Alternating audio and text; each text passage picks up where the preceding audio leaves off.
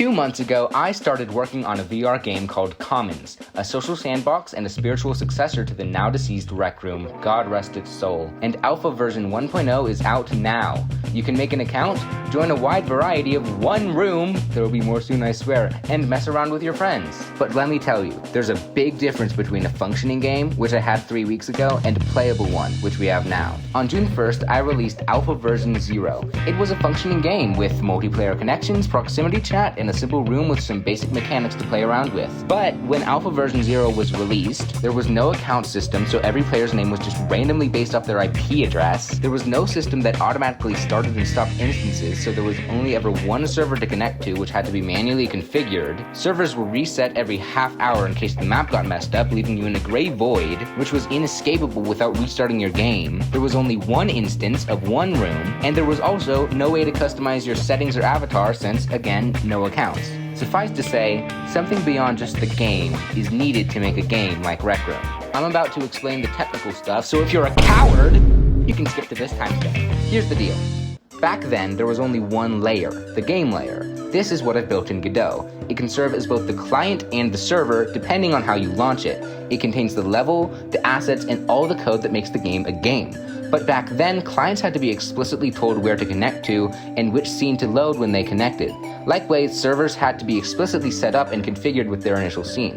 This is enough to make it run, but not enough to make a game. What we need is a new layer, the platform layer. The platform layer is a web API written in Go that lives on an Ubuntu EC2 instance on AWS. Wait, no, my retention! The platform layer is an application written in Go, completely unrelated to Godot, that lives on a computer in the cloud. It connects to a database that contains all of the information about what accounts, sessions, sites, instances, and hosts exist, along with whatever other information is needed. Clients can ask the platform to register an account, log into a session for an account, or join a certain site. Since Commons is summer camp themed, rooms are instead called sites. But when a client asks to join a site, where does it go? Is there even a game server running? Is there a point to life?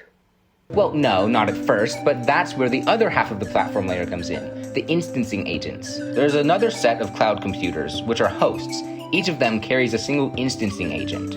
When the platform needs an instance but none exist, it goes down the list of hosts and asks each agent to spin up an instance. It either refuses or agrees and starts a server. Then, instead of having to manually configure the server, the instancing agent tells the server the scene path and site ID it represents. The agent returns a success, but you don't connect quite yet. Once the server spawns, it immediately registers itself with the platform by telling it it's alive. The platform layer hears this, stores the existence of the instance, and returns a ticket to any waiting players. The ticket holds the location of the server and the right to join that server. The server continually communicates with the platform until it dies, sending a heartbeat signal, reporting player presence, and redeeming tickets. We now have a full platform layer set up. All that's left is to give the client some UI to interface with it and add some code that holds session information in memory, and it's working. By the way, if you want to hear me go into the more technical stuff even deeper, leave a comment. I might make some videos on that. So accounts and instances now work in Commons. Alpha 1.0 is the biggest cornerstone of Commons yet. It means the game's entire skeleton is complete. There is still a huge amount left to be done, of course, but it's here, it's working, and it's just going to keep getting better. And you can play it right now. If you miss Rec Room or just want to follow the game's progress, subscribe. You can get the game from my itch.io page and join the community to help shape the future of the game in the Discord, both of which are linked in the description. A game like this lives and dies by its community, and a game like this has already died by the developers' ignorance of their community. So I hope that you'll join me in turning this into something great. Alright, enjoy some random clips of me testing with my modeler. Let me, I'm adjusting my headset because I just set it up. Oh, that's the microphone. That's the microphone. How do you feel now that, hello, Jlax, the lead modeler for Commons, the spiritual successor to Rec Room that I am currently making. How do you feel now that the platform and accounts and stuff are set up? I have a name and it's not my IP address. That's good. No longer nice. Is your name your IP address. Stab. Mm-hmm. Bro's head rolled. Oh yeah, I figured out. I was doing a playtest with someone. I think it was RJ. We were playtesting. We realized when someone's coming up, if you get on their head, and then jump, it launches you. Wait, okay. It's really funny. First one to hit that gets a crisp high five and a pat on the back. How is that even gonna be? Wait, I can don't I like know if throw that's a chess piece possible. at it? I'm gonna throw a chess piece at it. No, I mean, if somebody hits that with themselves by doing some kind of fling, it has to be a player-on-player fling too, because of how that works. Now, I don't think it's gonna. I hit my Wait, ceiling. I think you could do it with a yellow cube though, because these are weightless. That for well, sure, they're not yeah, weightless, 'cause but they're these are simulated weightless. weightless. So jumping also kind of helps. Oh, yeah. I can hit the ceiling for sure. I hit it. Hey, Hey, went straight through it, but it hit it. don't question Wait, the we should obelisk. try like flinging up the there. obelisk. I need gets to to like question you. get on your head. Thing. Hold on. Wait. So if I grab this like bishop over here, and then I leave. For me, the bishop's over there, but for you, the bishop is still here, right? It's a ghost bishop. Yeah. What happens if you disconnect? Let me do. Okay. So now nobody can grab this anymore, nor can you interact with it with your hand. But locally, You can't grab the middle one. It's shaking violently, but the middle one's this right is so. there. My hand is exactly where the middle one is for me.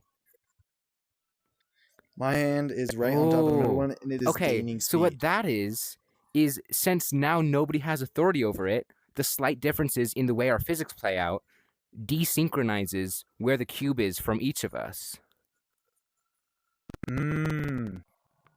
That's neat. If you get on my head and I jump and then stand up, it like launches you extra high. Okay. So just keep jumping.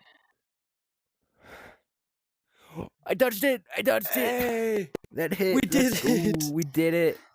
So if I can touch your UI, are you able to reconnect someone? No, only if their UI is open. My UI is open. Am I pointing correctly? Up one. Like a little bit, right? Down. Just a little bit. Right there. Try clicking. You can just kick someone too. If Camp Commons existed, I could have just sent you to Camp Commons. Okay, that's easy. That's an easy fix, though. I just have to make it so that the UI behavior only exists on local hands and not remote hands. So that's so funny. Oh my gosh. Funny. This is the byproduct of how well coded my game is. Because you and I, we're not so different after all. We both are able to affect UI.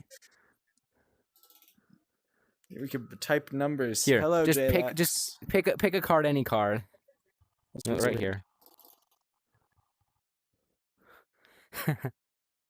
It just fully sends me back to home, and I have to log in again. That's funny. You could just like go up to someone if you could tell that they were in the menu. Then you could just go up to someone and just click. Okay, I got the top cube, and then you take the bottom cube. Oh yeah. Oh, let's see if it destroys the chest. Yes, the rook. Anything else we need to test? No, I don't think so. Fun fact: it quits the game if you press both sticks at the same time. If you what? If you click both sticks at the same time, it quits the game. Oh, really? Well, we succeeded in touching that thing. I'm gonna go ahead and try clicking both sticks.